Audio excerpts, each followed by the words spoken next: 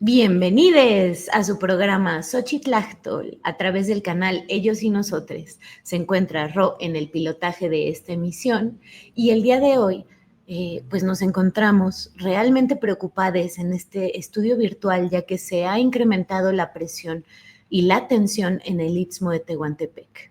Se ha incrementado la construcción de megaproyectos, polos de desarrollo, trenes, corredores interoceánicos. También se ha incrementado la presencia militar de la Marina, del Ejército, se ha incrementado la inseguridad, el crimen organizado, las desapariciones, los asesinatos, y también se han incrementado los conflictos intercomunitarios, las tensiones con la entrada de recursos públicos y programas sociales. En esta semana asesinaron a Wilfrido Atanasio Cristóbal, Victoriano Quirino y Abraham Chirino, que son indígenas ayuk, integrantes de Usisoni.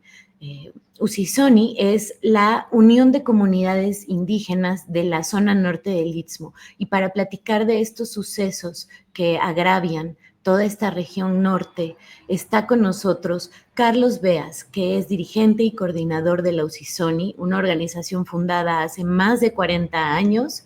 De hecho, este 2025 cumple 40 años y agrupa a una centena de comunidades, ejidos, colonias del Istmo de Tehuantepec, entre Oaxaca y Veracruz. Carlos Beas, muchísimas gracias. Bienvenido a este estudio virtual. Sí, bueno, desde luego, agradecemos la invitación y el espacio que nos brindan para denunciar y expresar la problemática de esta región del Istmo de Tehuantepec. Muy buen día, muy buena tarde, muy buena noche. Ay, así son estas cosas, querido Carlos. Sabemos que en el Istmo asesinaron a 3 integrantes de Usisoni en Platanillo, San Isidro Platanillo. Cuéntanos, ¿qué sucedió? Bueno, pues antes que nada quisiera dar un poco de contexto histórico. San Isidro Platanillo es una comunidad mije, ubicada en la frontera histórica entre la nación zapoteca y la nación ayuk o la nación mije. Y pues el conflicto definitivamente no es nuevo, porque son dos culturas, son dos visiones, son dos pueblos distintos que desde la época prehispánica han estado luchando pues, por defender y mantener su territorio. En ese sentido, hay antecedentes desde la época prehispánica de estos conflictos.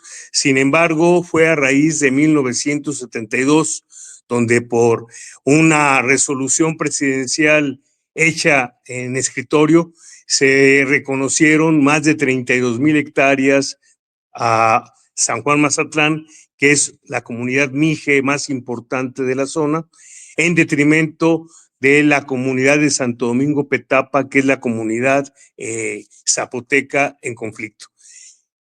San Isidro Platanillo queda en medio de estas dos grandes comunidades y en el momento de emitirse esta resolución, Platanillo como comunidad mije queda dentro del territorio de una gran comunidad zapoteca.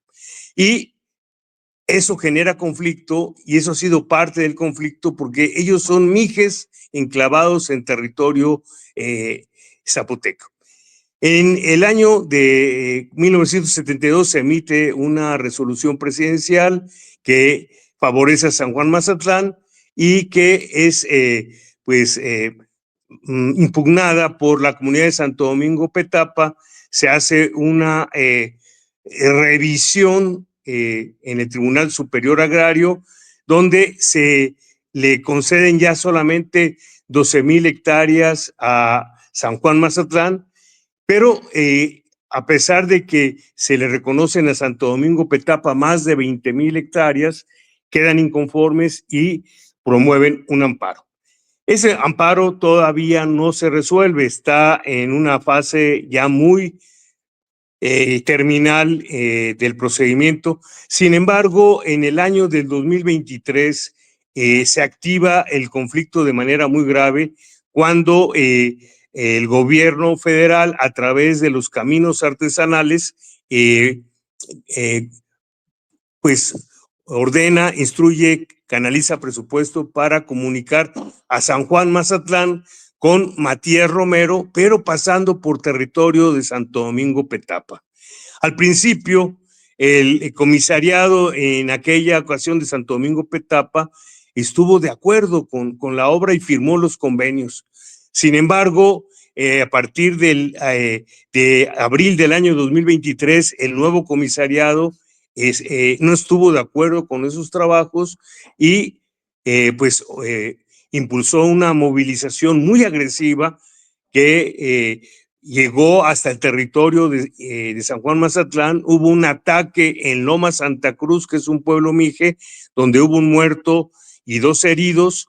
Se aisló a la población de esa zona porque se abrió una zanja en el camino y a partir de esa fecha se pusieron puntos de observación, de espionaje de parte de los comuneros de Santo Domingo Petapa. En aquella ocasión, varios compañeros fueron secuestrados, fueron retenidos y bueno, con la intervención del gobierno del estado se logró su liberación. En ese conflicto, en ese arranque del conflicto, en esta nueva etapa, San Isidro Platanillo pues entra en un problema de identidad porque es obligado por su comunidad madre, por Santo Domingo Petapa, a sumarse a esta movilización en contra de San Juan Mazatlán, pero a Platanillo le cuesta mucho trabajo porque ellos son mijes, entonces se niegan a atacar a una comunidad mije y eso los obliga a tomar una posición de neutralidad. Para Santo Domingo Petapa, el que sean neutrales es una posición de traición. Y en ese sentido, durante estos 2 años, el conflicto que había sido ya administrado, pues no cesaba de tener tensiones. Ahora, en las últimas elecciones para elegir presidentes municipales ocurridas el fin de año pasado, la comunidad de Santo Domingo Petapa, el grupo político pues, emergente en Santo Domingo Petapa, impidió que participaran en la elección los vecinos del Platanillo. O sea, les canceló los derechos políticos y le ha cancelado todos los derechos a participar en programas federales. Entonces, se ha venido generando una política de austeridad y de discriminación, de hostilidad y discriminación en contra de Platanillo por parte de las autoridades municipales y comunales de Santo Domingo Petapa por el hecho de ser mijes, de ser ayucs y de no quererse involucrar en el conflicto agrario. Entonces, hace aproximadamente 10 días, el conflicto resurgió con mucha fuerza cuando el comisariado de bienes comunales de Santo Domingo Petapa, de nombre Emanuel Estudillo, pues impulsó una nueva movilización en la zona de conflicto, porque al no poderse construir el camino sobre territorio de Santo Domingo Petapa, el Instituto Nacional de Pueblos Indígenas y la Secretaría de Infraestructura, Comunicaciones y Transportes localizaron un nuevo trazo que ya para este camino que iría por el territorio del ejido de San Juan Guichicobi. Bueno, pues hasta allá fue Emanuel con un grupo de comuneros armados a parar los trabajos, retuvieron maquinaria, retuvieron al personal operador.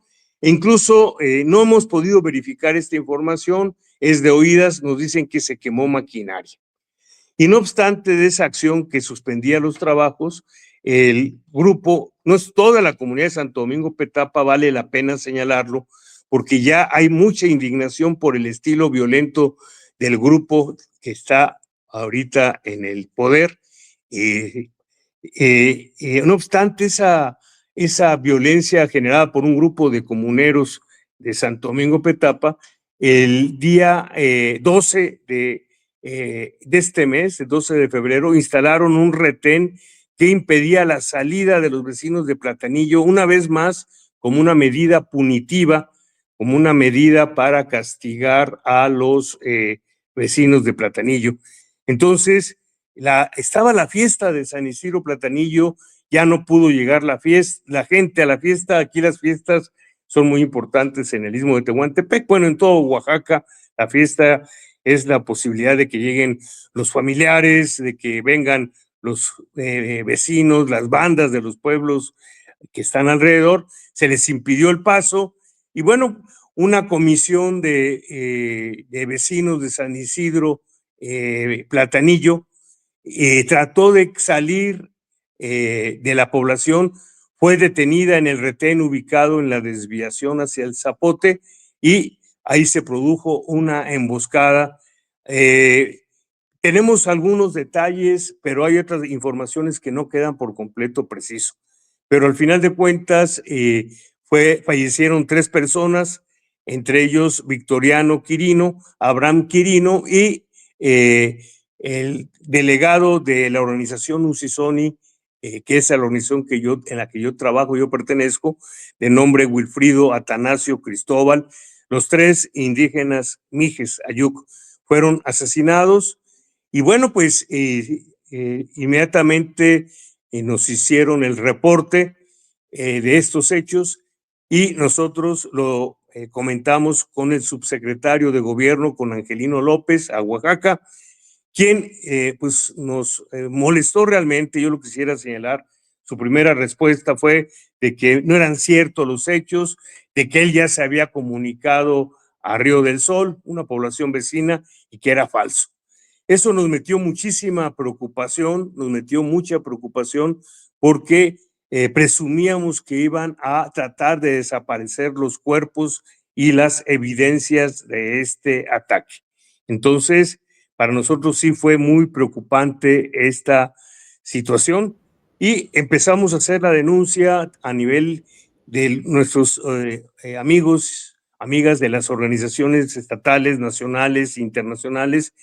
Comenzamos a hacer una campaña de denuncia y de solidaridad que pues realmente tuvimos una respuesta gigantesca, no solamente a partir de las organizaciones indígenas, a las organizaciones de derechos humanos, sino también de los periodistas del gremio de comunicación, pues incluyéndote a ti, Darili, que nos estuviste apoyando.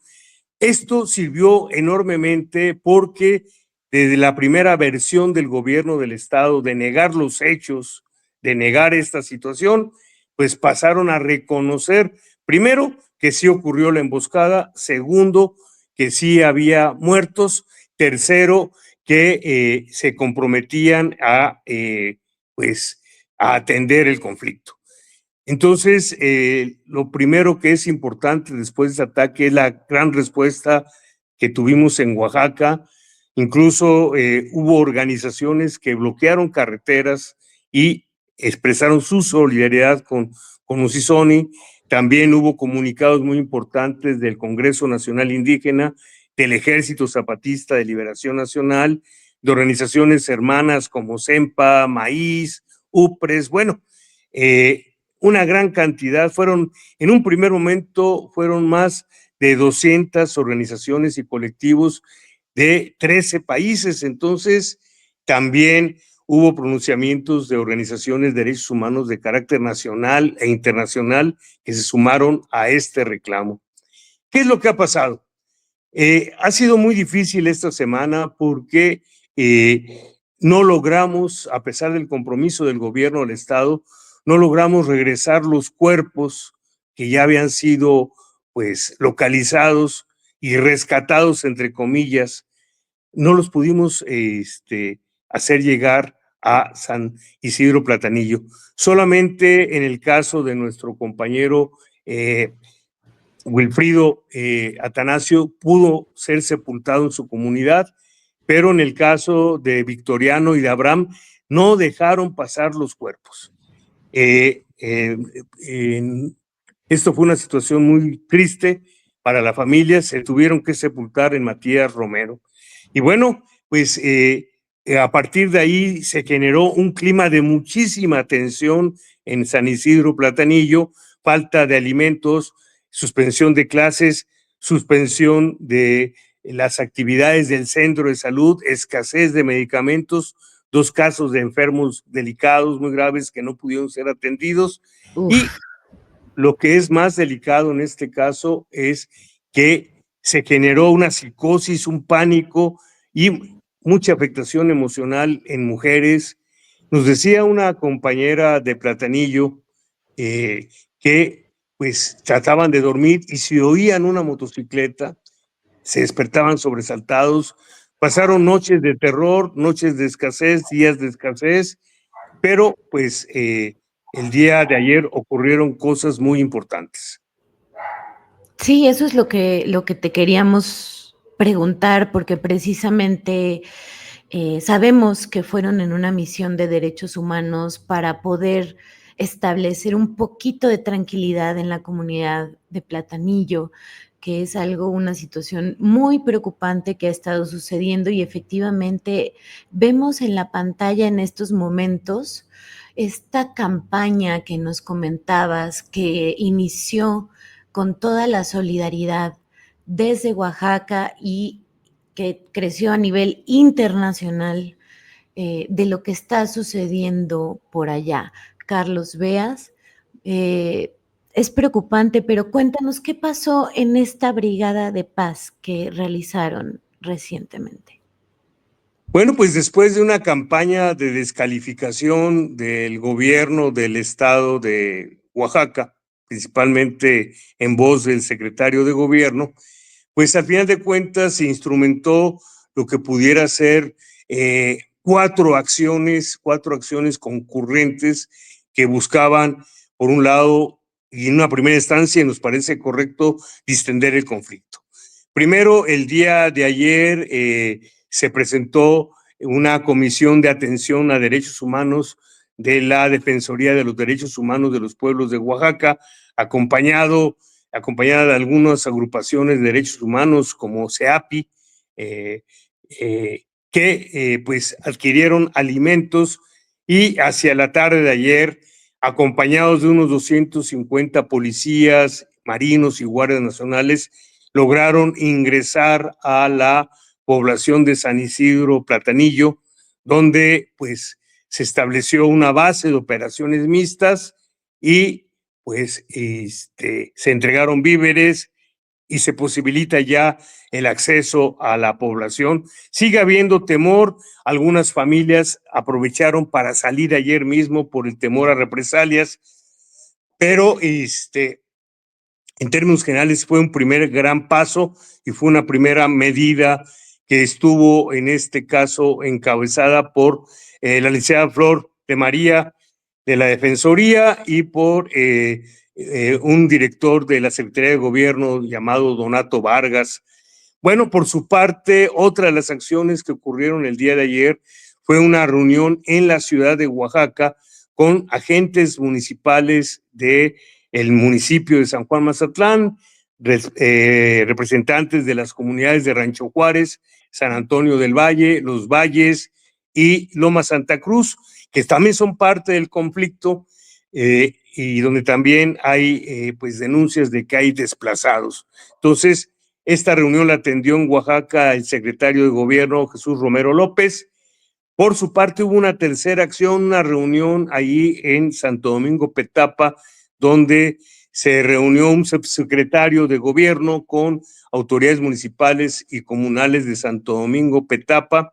Y pues estas fueron las 3 grandes acciones que se realizaron el día de ayer, junto con una conferencia de prensa donde ya en un tono más mesurado el secretario de Gobierno pues se compromete a que no va a haber impunidad sobre estas muertes y nos hace un llamado a las organizaciones de que pues contribuyamos para la solución del conflicto. Bueno, pues desde el principio hemos contribuido, no somos los primeros interesados porque aparte tenemos compañeros muertos.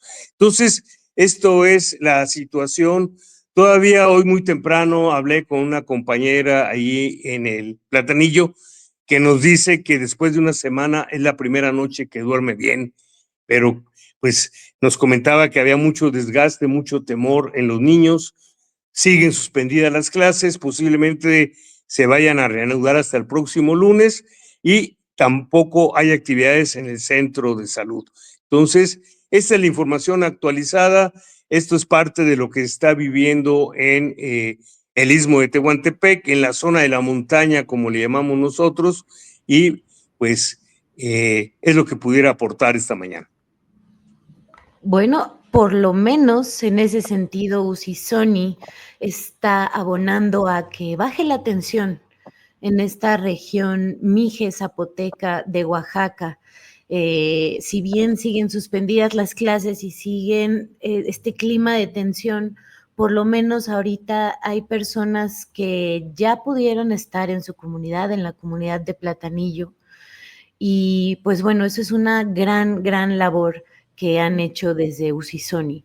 Y claro, con los integrantes de derechos humanos de esta brigada que ustedes han convocado, que han llevado a cabo.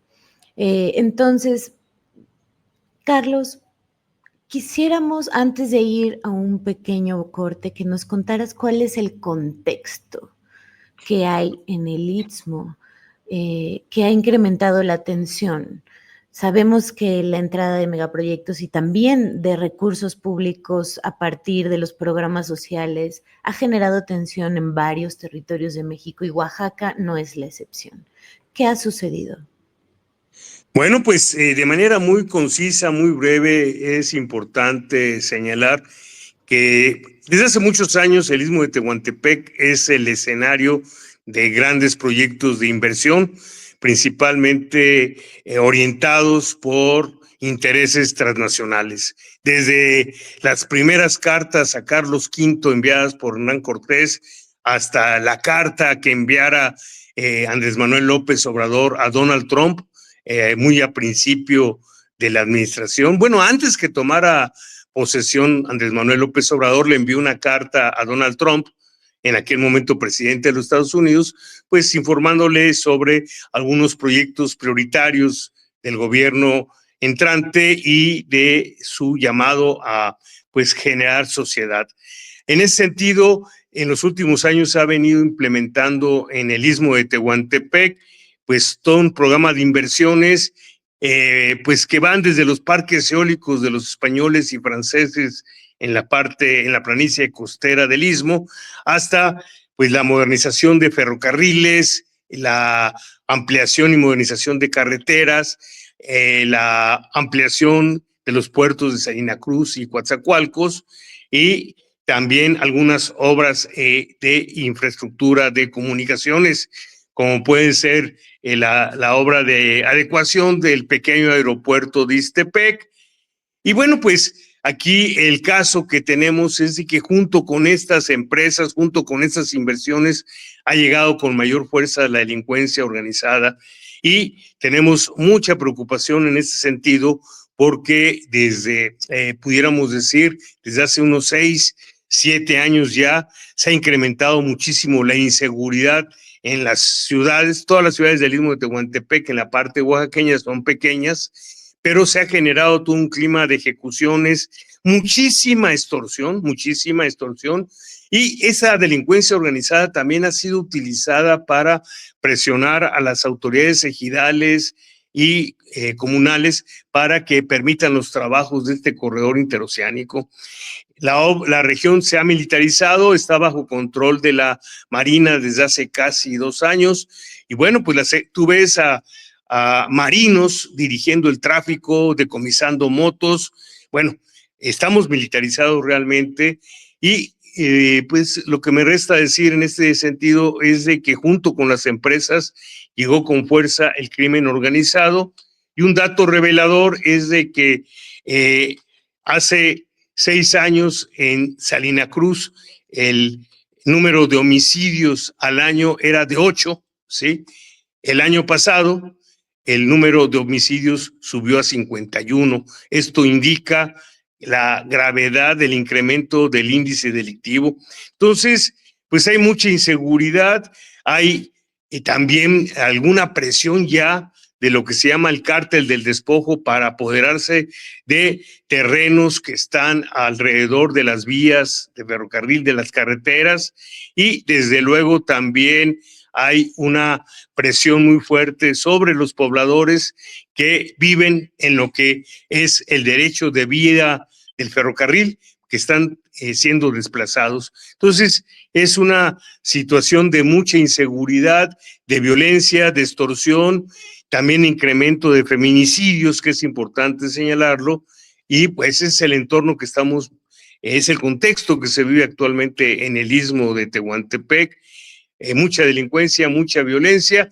Todavía ayer en la mañana la Agencia Municipal de la Venta, que es escenario de uno de los proyectos eólicos más grandes de México, reportaban que hubo una balacera donde se dañó la misma casa comunal.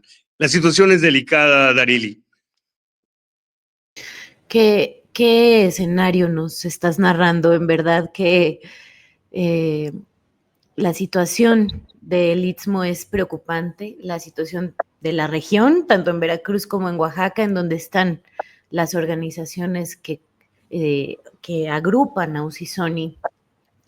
Y también lo que está sucediendo en general en el estado de Oaxaca, que es un estado en el que no habíamos estado escuchando este tipo de crímenes y que ya es mucho más común que se estén, que se escuchen las noticias, que haya más desapariciones, que haya más feminicidios. Realmente es una situación de olla de presión en Oaxaca.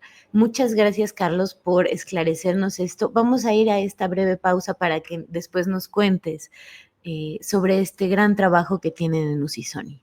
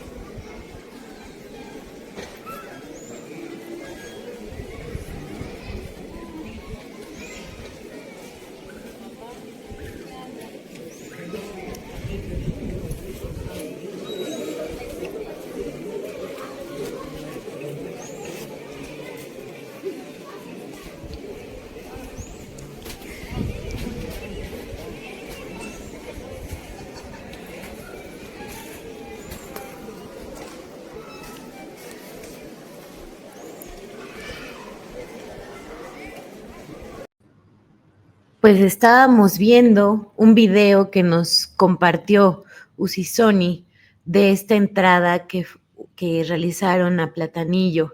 Carlos, no sé si nos puedas describir qué es lo que vimos en las imágenes.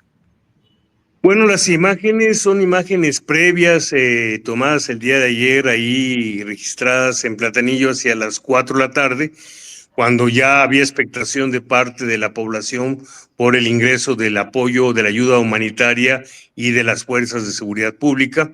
Hay imágenes muy fuertes de un pueblo desierto horas antes, un pueblo vacío, un pueblo pues que se había refugiado en sus domicilios, de pronto me decían que solamente los niños salían rápidamente a tratar de conseguir algún alimento, pero ya los adultos evitaban salir a la calle. Entonces, lo que vimos fue las escenas previas. Esas escenas incluso pudieron haber sido tomadas un poco más temprano, porque se ve que todavía poca gente. Ya hacia las 4 de la tarde había un número más grande de personas. Carlos, esta es parte del trabajo que han hecho en Usisoni ya por casi 40 años que están por cumplir en junio, julio, nos comentabas. Cuéntanos, ¿cómo ha sido la historia y para ti cómo ha sido participar en este tipo de labores desde la organización? Bueno, pues Usisoni es una organización indígena pluriétnica, Cuando decimos plurétnica es que participan en ella compañeros, compañeras y compañeres también, pues Nusabi, mixtecos, zoques, Ayuk, Vinizá, también barreños que son afromexicanos. Es decir, es una organización que expresa gran diversidad y que se ha mantenido independiente de partidos y de iglesias. Es decir, somos una organización que fomenta la diversidad y el respeto. Y bueno, pues se fundó precisamente en 1985 como parte de esa emergencia nacional de los pueblos indígenas y en particular en Oaxaca, donde pues desde aquellos años de los 80 algunas organizaciones empezaron a reivindicarse ya precisamente como indígenas, como nativas, como originarias y a reivindicar derechos como la autodeterminación y el respeto a la comunalidad, a reivindicar la asamblea.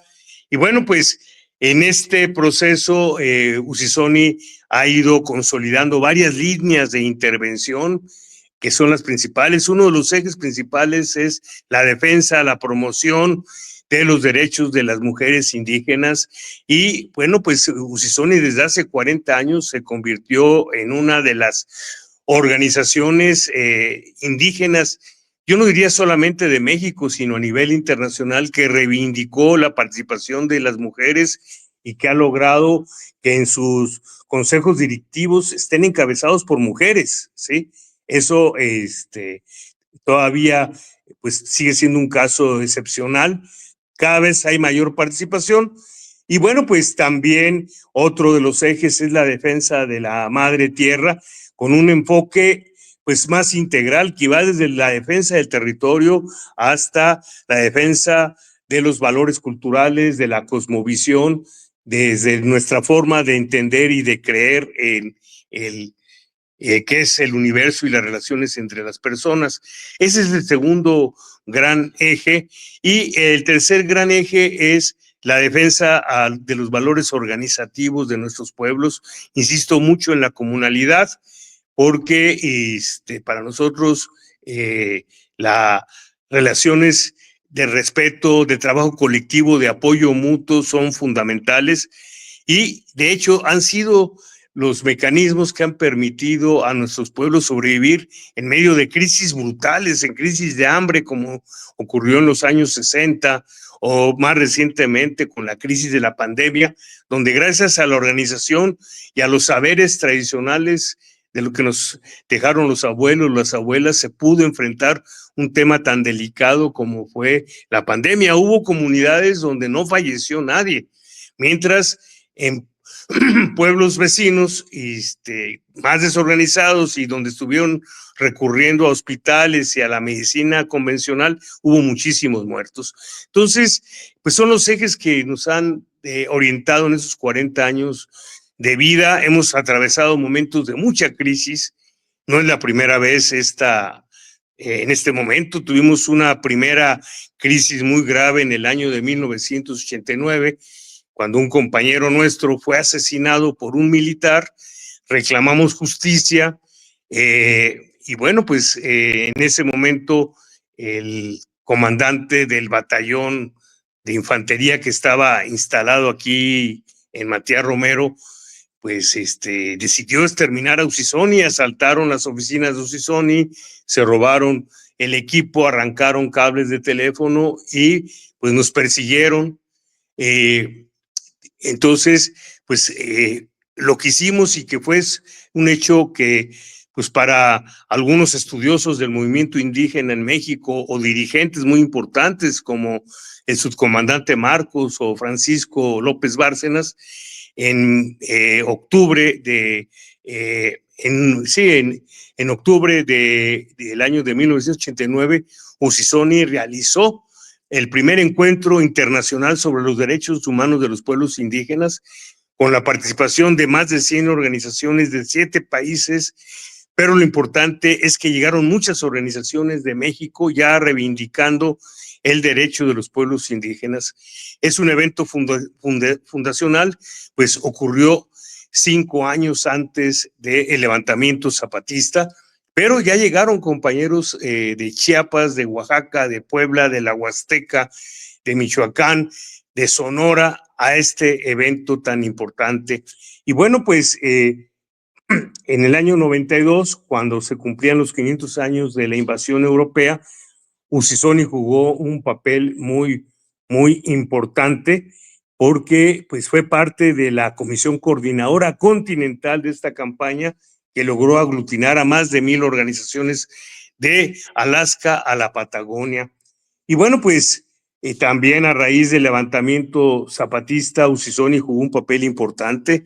El día 4 de enero del año de 1994, Usisoni bloqueó la carretera del Istmo para impedir que pues convoys militares fueran hacia Chiapas.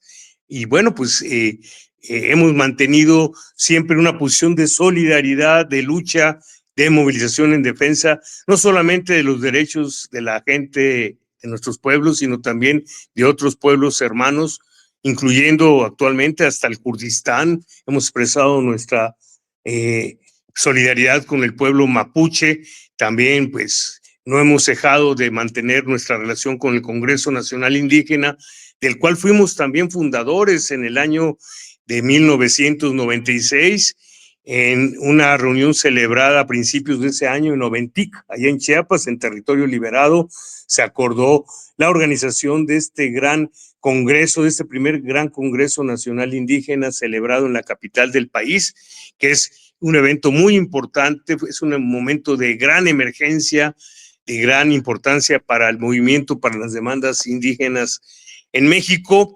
Y pues después, hacia finales de los años 90, formamos el Congreso Indígena, el Consejo Indígena y Popular de Oaxaca, Ricardo Flores Magón, que hizo importantes movilizaciones, siendo muy reprimido. Y bueno, pues también en esa ocasión Usisoni fue alcanzado por la represión. Nuestras compañeras realizaron una huelga de hambre junto con compañeras de otras organizaciones para pedir la libertad de algunos compañeros detenidos. Y en esa ocasión, pues yo tuve que salir del país, precisamente estuve fuera de México, pues estuve en Venezuela, pues esperando que un poco enfriaran las cosas. Y bueno, pues ya en el año 2006 también Usisoni participó activamente en la movilización de la Asamblea Popular de los Pueblos de Oaxaca. También a raíz del Plan Puebla-Panamá, Usisoni fue de las principales impulsoras de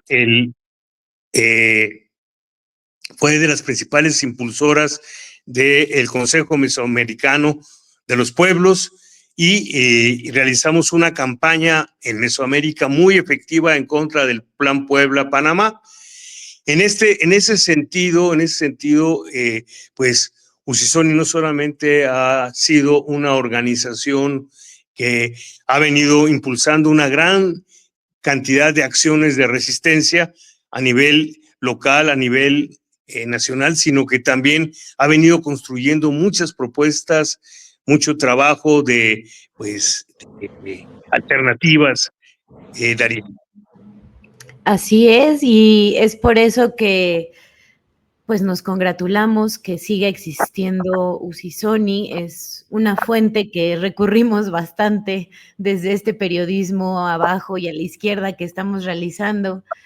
Y precisamente por toda esta historia y este acompañamiento que han dado a los pueblos, a las comunidades, justamente como lo has dicho, con esta línea de la libre determinación, la comunalidad, los derechos de los pueblos indígenas vistos desde las comunidades, no porque tengan derechos, sino porque por sí mismo, en su fundación, en su cosmoexistencia, saben del respeto, saben de la vida y saben de lo que significa la convivencia con los otros. Por eso Usisoni en este momento de tanta tensión, pues resulta importantísima como organización que pueda llegar a tender lazos de paz y también a poder seguir luchando por el territorio. Carlos, ¿cuál es tu reflexión? Y ya para otra entrevista platicaremos sobre Ricardo Flores Magón, porque también sabemos que eres un experto en el tema y haremos también más programas en adelante, si nos permites, pero como una reflexión final que nos pudieras compartir.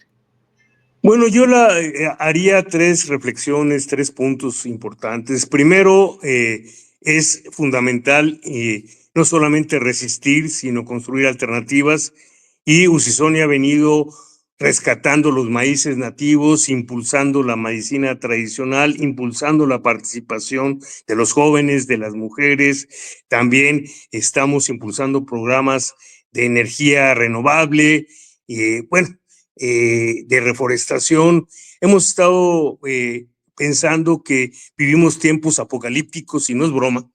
Tenemos muchas señales, los jinetes del apocalipsis, la guerra, las pestes, las sequías, están encima las hambrunas. Entonces, la segunda reflexión tiene que ver precisamente con esto. La comunalidad es, sin lugar a dudas, los valores que tiene de apoyo mutuo, de regreso a las raíces, de respeto entre las personas y con la madre tierra, son el camino para enfrentar la gran crisis de cambio climático, la gran crisis civilizatoria que se nos viene encima.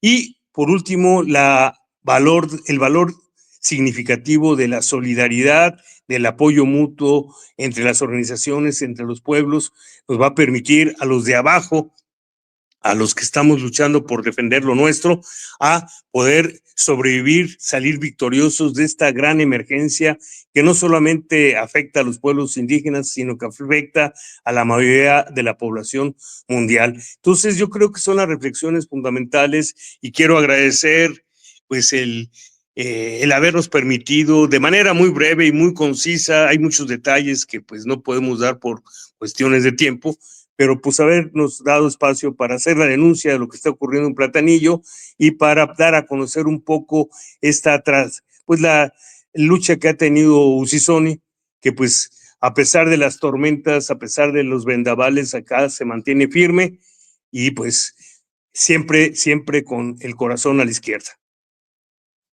Muchísimas gracias, Carlos Beas,